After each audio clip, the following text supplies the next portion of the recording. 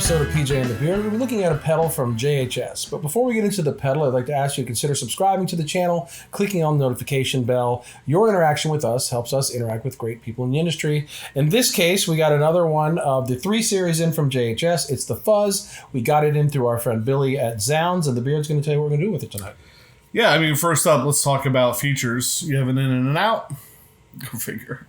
Volume, fuzz, bias, and a fat switch. If you go up, it adds a little bit of bass, adds some bass boost to the signal. Fuzz and volume, I think, are pretty self-explanatory. Bias, I probably should have taken some time and looked that up more. But really, if you want to get that spitty fuzz sound, crank that up. The higher you go, the more it's going to spit. The farther back you go, the less it's going to spit. In fact, some of these settings, I think we had that almost all the way off. Mm-hmm. But yeah, let's jump into it sound-wise. Patrick. So the first clip I did, trying to go for sort of like a gated fuzz, if you will. I grabbed the PRS Silver Sky SE, played it through the Echo Tour into the Tyler JT22, and I played this.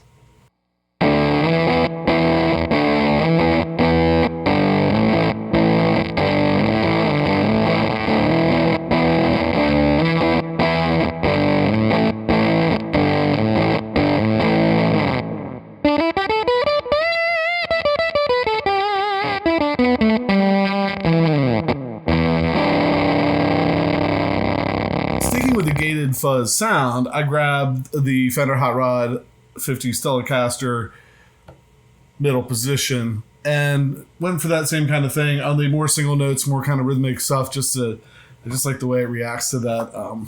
Makes it fun.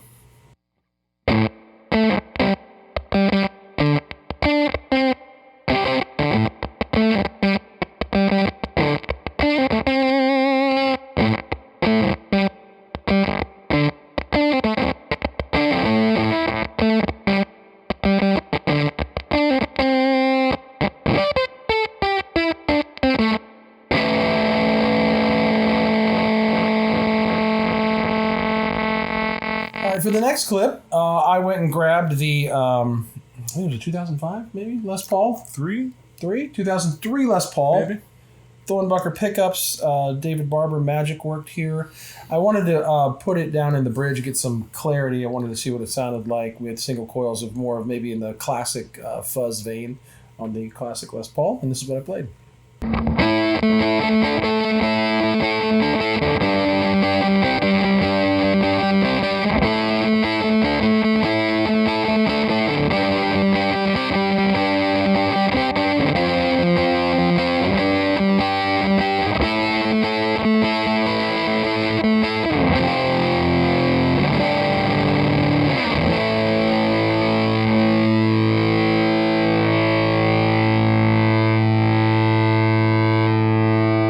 So staying with me for this clip, I stayed with the same guitar, everything else the same as far as the amp and the delay, but I had the pedal and I flipped the fat switch up to throw a little bit more bottom into this heavy bottom girl right here.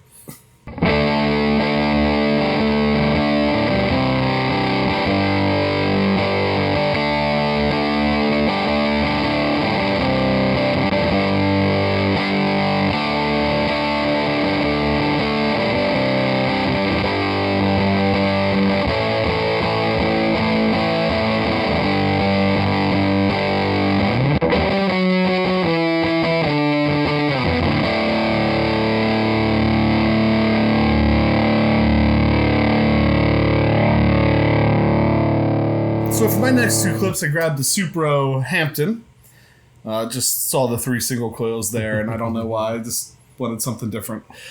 So put it in the non-fat mode, so going for more like kind of the classic fuzz sound.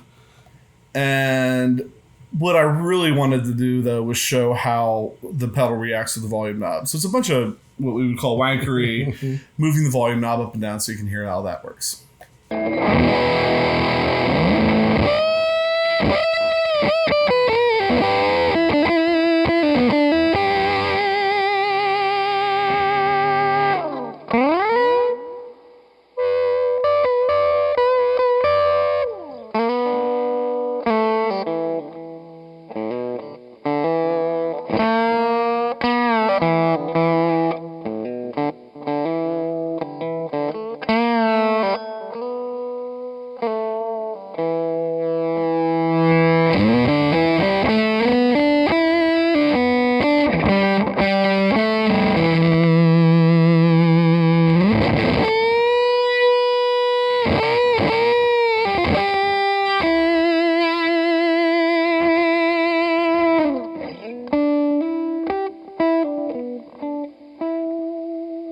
So I'm going to leave the pedal exactly like it was. The only thing I'm going to do is switch that switch up to fat, switch the fat boost on, bring a little more bottom end in, and do the same thing over again.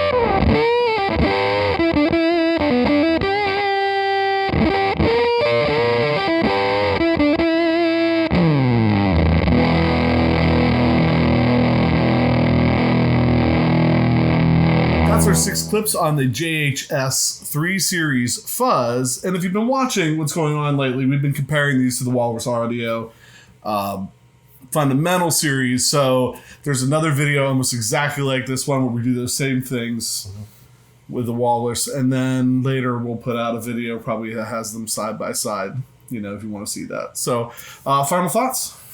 This is the third pedal I think we've had. We did the reverb and the phase, and now we're doing this. And I really like this series so far. I really like, there's a warmth to these pedals and all three of the ones that we've done. And with this one, I was able to kind of dial up things a little more quickly. Even with the bias turn the whole way up, it didn't get like crazy rude. It got really sputtery. So to me, it felt a lot more like a distortion that I have a distortion plus, things like that. It felt a lot like that. I felt more at home with this particular pedal, and I did like the option of the fat switch. And there were times you wanted to pop it all out because it got a little too much. But there's a clarity even with all the notes that playing on this one. So I did like this one as far as fuzz go. And again, we're not normal fuzz users. You have one on your board, but I don't. Although I use the PG-14.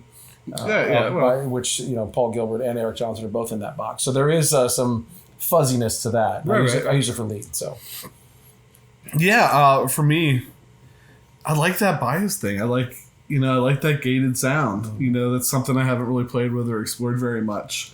I know through this channel we've both explored a lot of things that we never explored before that, and probably in the future. So I feel like we're just dipping our toes in here, but. Yeah, both of these series to me are cool. They're not the same. That's what I'm going to say. That's my, you know, we did the 2 reverbs at the end. We were like, they're not the same. We did the 2 phasers. They're not the same. Right. Now we're doing the 2 fuzz pedals. They're not the same. There's enough difference. Now we try to dial them in and get them to sound sort of the same, but you can't. I like that JHS seems to not put as many switches on, but still has the versatility to get a whole bunch of stuff out of it. So, but then Walrus has the switches right there. Like if you're... It's a good starting point. Right. Sometimes it's like, you know, I just want that, you know. So anyway, both are cool. We want to take a minute. Thank you for watching. You know, thank you for hitting the subscribe button, clicking the notification bell, hitting the like button, leaving comments. Anytime you interact with the show, that really helps us out. That's what allows us to interact with people in the industry to bring in cool stuff to share with you.